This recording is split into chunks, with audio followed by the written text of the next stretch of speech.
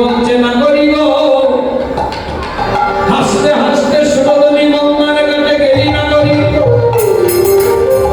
এখন কেন কাঁদছিস গো না করি, ও না করি কি হয়েছে বল না করি। শুধু সহচরী বলে না করি রে, আমি কি বলবো রে আমার দুঃখের কথা, আমি কি বলবো রে আমার কষ্টের কথা। ও সহচরী আমি কেন গেলাম